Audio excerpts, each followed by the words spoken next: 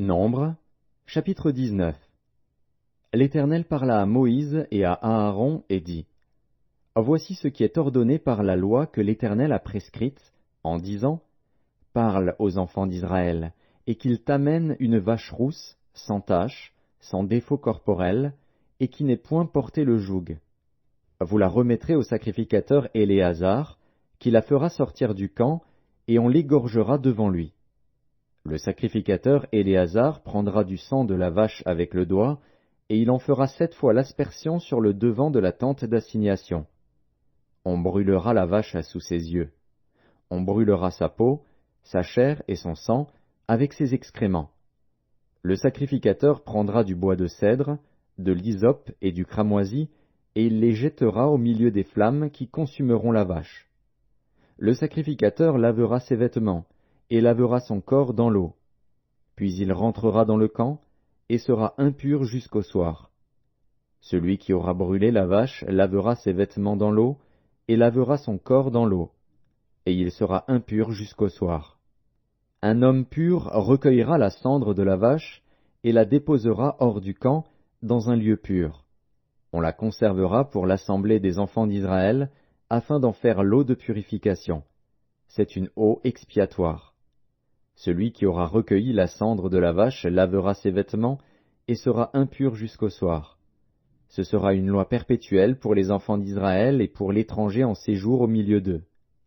Celui qui touchera un mort, un corps humain quelconque, sera impur pendant 7 jours. Il se purifiera avec cette eau le 3e jour et le 7e jour, et il sera pur. Mais, s'il ne se purifie pas le 3e jour et le 7e jour, il ne sera pas pur.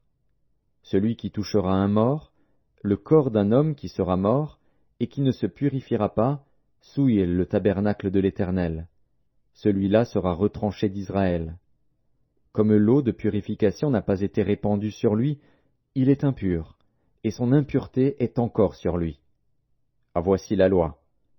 Lorsqu'un homme mourra dans une tente, quiconque entrera dans la tente, et quiconque se trouvera dans la tente, sera impur pendant 7 jours.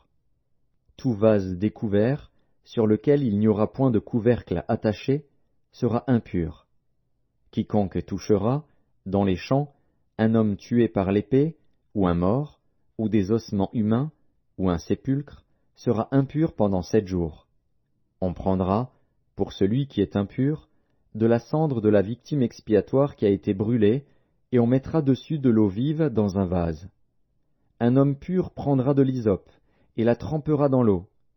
Puis il en fera l'aspersion sur la tente, sur tous les ustensiles, sur les personnes qui sont là, sur celui qui a touché des ossements, ou un homme tué, ou un mort, ou un sépulcre. Celui qui est pur fera l'aspersion sur celui qui est impur, le 3e jour et le 7e jour, et il le purifiera le 7e jour. Il lavera ses vêtements, et se lavera dans l'eau. Et le soir, il sera pur. Un homme qui sera impur et qui ne se purifiera pas sera retranché du milieu de l'assemblée, car il a souillé le sanctuaire de l'Éternel. Comme l'eau de purification n'a pas été répandue sur lui, il est impur. Ce sera pour eux une loi perpétuelle. Celui qui fera l'aspersion de l'eau de purification lavera ses vêtements, et celui qui touchera l'eau de purification sera impur jusqu'au soir.